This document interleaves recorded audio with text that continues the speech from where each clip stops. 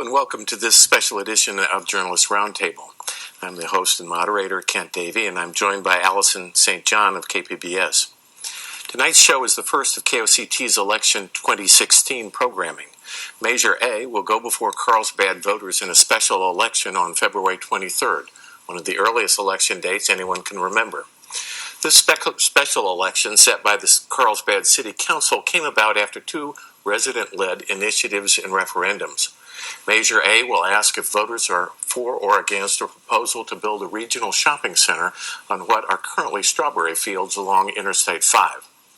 Los Angeles developer Rick Caruso's plan is a mix of retail stores, restaurants, entertainment spaces on about 15% of a 203-acre property near Interstate 5 and Cannon Road.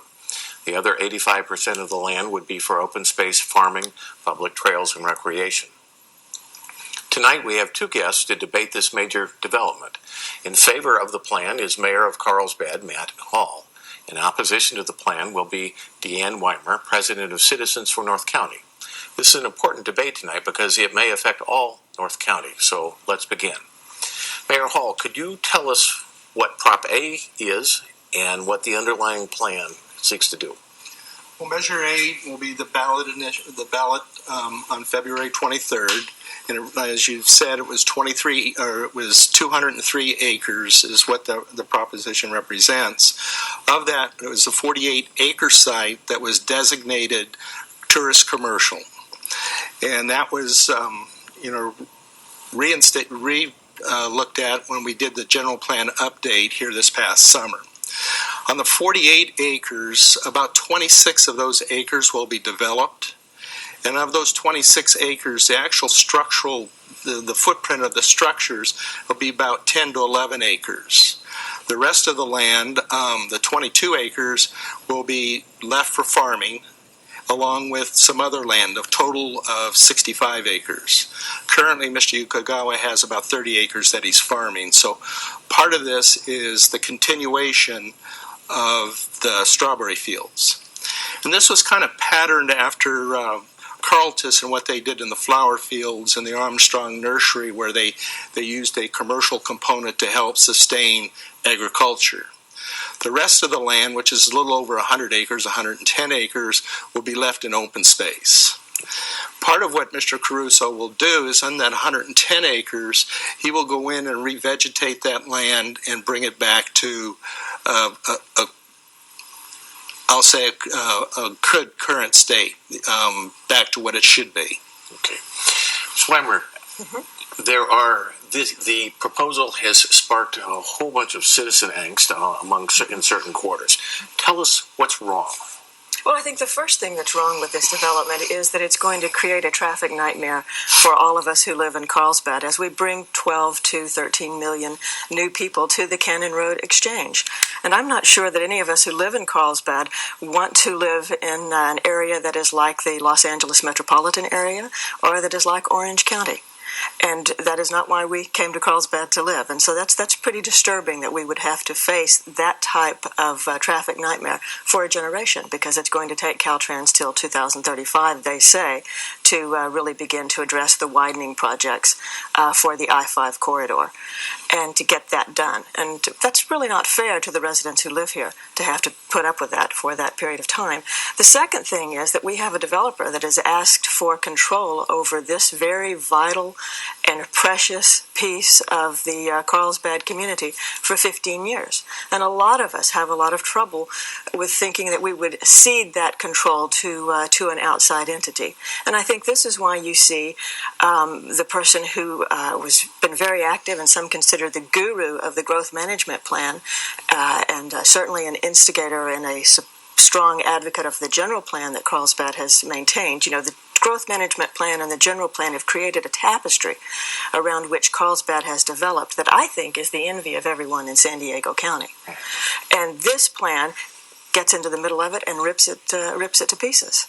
And we don't have control for 15 years. And on top of that, when they came to the community, they've talked about open space. We've now heard the figure of 100 acres, but they didn't say we're building a mall, and this mall is going to be twice the density of any mall that's in the city. Well, I think you're right that a lot of people feel rightly that Carlsbad is a very well-planned city.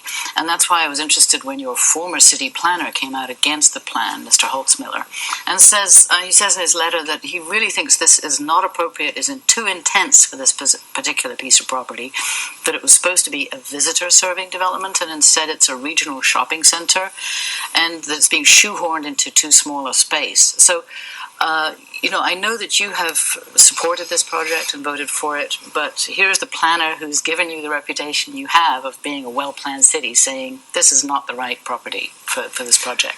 It's interesting. Everybody has views and their perceptions. This is probably the most well-designed center of anywhere in San Diego County when it's done. You think about 48 acres. If you compare that to the Westfield site, it's 90 acres. It's either asphalt or building. This site is 48 acres, and what they're really doing is they're taking 11 acres and actually building structure on it, which includes a parking structure. So the thought of having a sea of asphalt like you have around a normal center is just not going to be part of this project. It's also going to have mostly open promenade that faces out into the lagoon, and it's a 35-foot height limit. I think when it's all done, and if you look at the renderings or if you go to the tent on Cannon, I think you're going to be totally amazed. And it's funny how Mike played with the numbers to try and compare with it the Westfield Center and how this is far, far more dense. So he divided 90 into 1.1 million. In this case, he decided to divide 26 into 590,000 square feet, which is a stretch. The project's 585. But if you divided 48 acres into the 585, it's actually much less dense than what he was comparing it to. So it's how you play with the numbers and the math. Well, I think we're all going to get lost. But what he's sort of saying is the city is giving away the keys to this developer if you approve it, because you cannot change it for the next 15 years. And he's worried that, in fact, it's not, it doesn't even meet the city's parking standards and intersection standards. Okay, let's start with the parking standard. It's the same standard as Westfield. It's the same standard as the outlet mall less than 2 blocks away. So the parking standard is the same. It's his perception of what this is going to look like. And nobody knows what it's going to look like. Well, no, there's renderings. If you go to the center, there's lots of renderings of what the project's going to look like. The other point he was making is the intersection spacing. Mike himself approved specific plans that had intersection spacing that was not city standards. Part of a specific plan allows you to have custom design on certain areas, and we have several of these in the city. Carlsbad Research Center is a specific plan, millions of square feet, and he was part of that design. It has its own design standards, its own criteria. And so to say that this is an exception, it's not. There isn't anything in this center that hasn't been done somewhere else before in the city of Carlsbad. First of all, I'm going to disagree with the mayor and say I don't think that's true at all. Because never before has anyone as a developer come to this community and said, we would like to have our development put into law and we're not going to give you any type of specific build details. And not only are we not going to give you specific build details so that you know how high these buildings are going to be or where the grading is going to occur, we aren't even going to allow you to have any control or sign a performance agreement. And that's unusual, because usually when a developer comes into this community, they need to sign a performance agreement to say, yes, we are going to deliver. And in this case, we've tied our hands. And I want to go back to that issue of what we know about these buildings. What we are seeing are drawings and constructions that are not in scale to the figures that are used inside the 400-page plan. And they don't have to correspond to the grading standards for Carlsbad.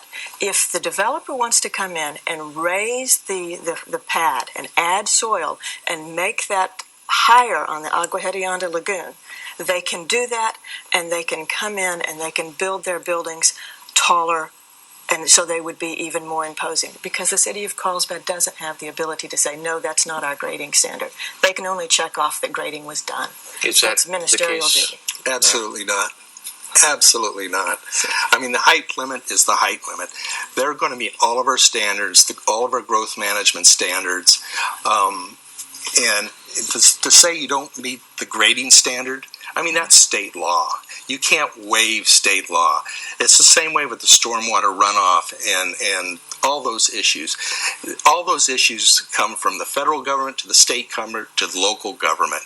And to say that we're going to pad up or we're going to give this gentleman any kind of break, Carlsbad has a history of years and years and years, and to think that we're going to go in and allow him to do something any different than what we've done in the past is absolutely wrong, and her statement is false. If the developer does not have to go back to the city for approvals, He does. But it's ministerial approval. It's not the authority. The state may create laws, but what you're ceding is the city's ability to exert its own that just regulation. simply isn't true. It is not true. No, fact check us. Sounds like it's an interpretation. It's an interpretation. To think that we would give up any rights is totally absurd. I mean, we're not going to do that. I mean, that's absolutely ludicrous. Okay, we have we're at the 15-minute mark here already, so we're going to have to take a real short break here, and then we'll come back and let's see if we can unpack some more of this. Stay with us. We'll be back in just a minute.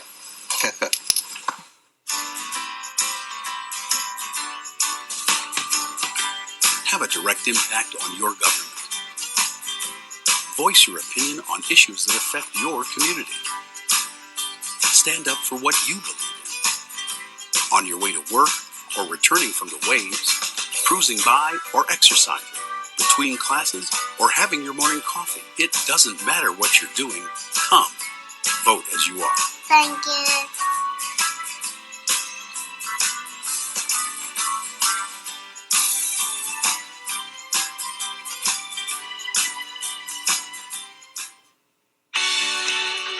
The City of Oceanside recently unveiled the My Oceanside City app, a free application which allows citizens to report issues and request services via their mobile device. My Oceanside City app also allows you to submit photos as you discover issues like potholes, graffiti, or litter, and submit them 24 hours a day. The issue will be immediately routed to the correct administrator in the appropriate department. Requests will be responded to quickly and efficiently, and you will be notified the instant it is resolved. The My Oceanside City app can be downloaded for free to your smartphone via iTunes or Android Marketplace. For more information, please visit the city's website at ci.oceanside.ca.us. What about my privacy? It's protected. And the music I listen to? Protected. What about how I wear my hair? And the things I say and write? The Constitution protects your rights. It isn't an old, fading piece of paper. It's a living document. The Constitution says there are 3 branches of government. So we're kind of like the 4th branch of government. We are the future of America. Find out how you can become part of Constitution Day. For me. For all. For real. Constitution Day is every day. Welcome back to Journalist Roundtable. Tonight we have a special edition for election 2016 to discuss Measure A, Carlsbad's special election to consider Prop A, the 8015 plan. Allison, would you like to? Well, I wanted to weigh in on the traffic issue because I think that's of interest to people all over the region, because I-5 is already a mess in many cases, and this is a project right on I-5 on Cannon Road, which could add quite a lot of traffic. And I know that the opposition has said that it will be chaos traffic-wise, and then the people who support it say, well, I-5 is going to be widened. And I was just reading T.K. Arnold's comments in the Seaside Courier saying that actually the HOV lanes will be started this year and next year. So there will be major improvements on I-5 in the next couple of years before this project is built. But so what is exactly the problem with the traffic? Why is it that you feel that's going to really be a problem? Well, I'm so glad you brought that up about Manchester and where they're going to start the I-5 widening, because Manchester is where they start, and then they have about $500 million to start working on widening the project. I actually have a diagram here that the red shows where the existing I-5 is, and this shows the broadening of the I-5. And the issue is the government going to be able to make sure that the funding is there to do all of the communities between Manchester and Carlsbad in a timely way, so that there is any help whatsoever in the near future for our traffic problems that are going to be created by these additional 35,000 car and truck trips a day that this project is going to bring to us. And that's what we need. Okay. And then on the other point is there's a letter from Caltrans that I saw here that says that the Cannon Road interchange will not be completed before 2035. Yes. So there is a major interchange planned for that, which would solve a lot of problems, but that's not planned for a couple of decades. So how can you say that I understand the city believes that the traffic would have gotten worse without the project, and yet there's going to be as many people as visit Disneyland coming to this shopping center. So how could you DeAnn used the number. It's 25 to 35,000 trips is what we're looking at. And there's two pieces to this. One is the I-5 widening, which started in December of 1994. And this year is the year that all the environmental work's done, all the permitting's done. They have to do one more outreach on some sound walls that are in Encinitas and Solana Beach that they're going to do this month. But they should start breaking ground at the end of the first quarter of this year. It is being done in phases. And the reason it's being done in phases is because of the Senator Kehoe bill, which was part of, at one time this was supposed to be 14 lanes wide. Today it's supposed to be 12 lanes. That was part of the negotiation. Within the next 5 years, it'll be expanded one lane up the center, a full freeway lane up the center of I-5 to Highway 78. And then after that's completed, they go back and start to do the outside lane. Because of the way the environmental work is being designed and because of the state bill, the bridges have to be widened in conjunction with the widening of the train right away and the train bridges. So that had to be done in a time frame. The question of funding, was the funding available? Well, the federal government, for the first time since Mr. Obama has been president, signed a 5-year funding bill. So the funding for this is assured. And then from a Sandag perspective, you can verify that through Sandag that the money is there for that piece of it. The environmental work for the 78 and 5 interchange has yet to be done, and that'll be done in conjunction with the Buena Vista Lagoon restoration project. So the I-5, it's not something that will be done completely, but by 2035 it will, and that includes replacing a lot of the bridges and other infrastructure. Mr. Caruso and the Caruso project, as it deals with Caltrans, he will have to deal with them. I know part of this is he has to give one lane or a certain amount of frontage right away as part of what his commitment is to this. The second piece of this is how do you do with the roads within the city? And there's been, not only was there an extensive study done through the city, but also some of the surrounding property owners also did their own traffic studies just for their own knowledge. In fact, 3 adjoining property owners did their own studies, and all 3 of them agreed that this project and the way this thing is designed, it will work. All of the frontage land and all the turns and intersections that go in and out of this, he has to pay for those. He also has to pay about $9.4 million towards our traffic impact fees. So on several intersections on El Camino Real, several intersections on Palomar, intersections on Tamarack, all of those are part of what he has to do mitigation on. So when you think of the traffic, also he's putting in the latest technology on traffic signalization, which will interconnect the whole Cannon Road, if you will. So when you look in the city of Carlsbad has a voter's guide that speaks directly to traffic, shows it by trip, and how that will all work. The biggest concern to traffic is really not this project, but it's really the surrounding communities and how they're growing. Another thing, it's just an observation, but at one time Cannon Road was supposed to go all the way through to Vista and Oceanside. Yep. Because Cannon reached 4B. And our latest general plan update, I'm sure you'll thank us for this, that piece is actually no longer going to be built. It's come out of our circulation element. That piece alone probably represents over 35,000 trips a day. So we have spent an inordinate amount of time researching traffic. It is just as big a concern to me as it is to DeAnn. And again, we're not going to put something in place that's going to cause us a nightmare. DeAnn, are you more concerned about I-5 or about the local Carlsbad traffic? Oh, I'd like to talk about both of them if I could for a moment. So let's understand what the mayor just said. He said that we were going to restripe one of the extreme left-hand lane. No, I didn't say that. Well, that's when you're extending that HOV lane. That's what Caltrans says they're doing. That they're restriping that extreme left-hand lane to make it HOV. That's simply not true. And that they're pulling that other lane that they are adding off of what is now the shoulder. Now, that's what Caltrans says when you call them and talk to them. They're adding a lane. That is the way that they're going to add that lane. They will add with the widening project. They will eventually add more than that. But for this immediate process, that is what they're focused on. So that should help.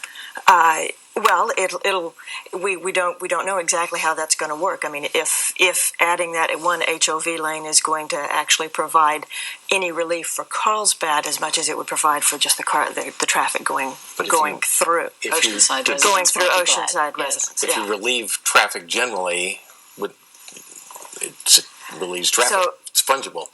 Well, so let's think about it. So you've added a lane by restriping, and you maybe get another lane on the shoulder of the road currently, but you're putting on there just in Carlsbad what is the equivalent to a third of the population of Carlsbad, because that's what that 35,000 trips represents.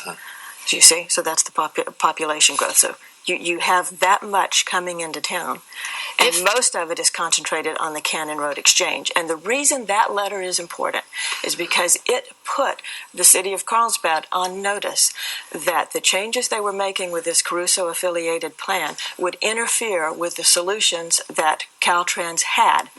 And one of the things that they asked specifically, and I believe, and you can correct me if I'm wrong, Mayor, but that the city asked Caruso-affiliated to talk with Caltrans about these issues, and then Caruso-affiliated simply stopped coming to those meetings when Caltrans was saying, look, for our plan, we need to take 6 acres from this area right here where you are going to be developing so that we can do this particular access ramp and do all of the things that we want to do. And this is Caltrans drawing. There is something, this is the direct access ramp. Let me go back to the direct access, because that, again, it's the spin. And I said, we've been studying I-5 and working on since December of 1994. In the draft EIR, there were lots of options looked at up and down the whole corridor. The 6 acres she is talking about was if we were going to do the 14-lane project, and it was going to look just like I-15, where you had 4 lanes that were separated, completely separated. That option did not make it to the final EIR. It was never even evaluated. So that's not even an issue. It wasn't in the plan. I mean, he's making the point. That's 5 or 6 years ago. If it wasn't an issue, then why did Caltrans send you a letter about that, saying this Caruso project is going to? I haven't seen the letter that you're talking about. He's just pointing out that with this project, you will not be able to have a direct access lane on Cannon Road. But you're saying no, or anywhere in Carlsbad. That was decided. That was decided over 5 years ago. Okay, so you're saying that's not an issue? It's past tense. Okay, so now we're clear. So if it's past tense, why would Caltrans be sending you the letter to notify you that these developments are impacting their solutions for Caltrans? For the highway. They would, obviously, when somebody was, I haven't seen the letter, so I'm not going to comment on the letter until I read it. But all I can say is anytime there's development and there's impacts, if there's an impact with Caltrans, and I'm sure Mr. Caruso is going to deal with it, the last thing he would want to do is create a unbelievable site and have people not to get there. I mean, that isn't the case at the Grove. That isn't the case at the Americana. And again, I would like to, in the few minutes we have left, perhaps, I think we have clarified a couple of issues about the traffic, but just open space is something that a lot of people in Carlsbad care about. And so he is saying that he's going to preserve open space, but he's expanding the strawberry fields. Is he taking away from natural habitat, which is what a lot of people think is valuable on the edge of the lagoon there? Well, I think what he's doing is he's moving the strawberry fields up the hillside to area that had previously been formed by the strawberry farmer, but that had not been as productive as where the mall is going to go. So that's one of, so he goes up to less productive land for that. But the issue on the open space is that they're redefining open space. And so this definition of open space includes 3-lane egress off of the development, off of the mall, and 5 lanes of traffic in, and that is suddenly classified as open space, and we thought we protected that years ago, but instead now we're going to have these 2 driveways going through. And we have parking lots that do exist in this plan. It's not just a covered parking building, and that's been defined as open space. And the farm-to-table restaurant has been defined as open space. I don't think that's what we think of when we think of open space. And we don't picture a little girl running through the fields. We've got less than 2 minutes left. Let me do the open space real quick. I mean, the North 40 is all open space. It's going to have the Flower Mart on it. It's going to have 2 breweries on it. It's going to have a winery on it. Those are commercial uses that are in conjunction with the growing of crops. Today, it's almost impossible to grow a crop in California, meet all the environmental regs, the water, the uncertainty of water. So part of this is how do you preserve a farmer or the strawberry fields without having some other economic means of doing that. We've done it with the flower fields in the Armstrong Nursery. We're doing the same thing here. This isn't anything new. And Mr. Ukagawa right now, he used to farm a lot of land here because it's no longer economically viable. He has shrunk his footprint. He now has the opportunity he's now on 35 acres. He's going to be able to go to 60 acres. So for Mr. Ukagawa, and if he was here, he would tell you that this is a win-win. Real quick. We're spending $60 million or $16 million to enhance the open space, or that project is. We are effectively out of time, and I know we could go on a long, long time about this. This is something that will be decided by voters on February 23rd, but ballots will be in the mail by when? They should be there 24th, I believe. 25th. Of January, so this is right upon us. Thank you very much for both of you for being with us tonight. It's all the time we have for it. I'd like to thank our guest, Mayor Matt Hall from Carlsbad, DeAnn Weimer, representing citizens for North County. Stay informed with Journalist Roundtable. It's good TV.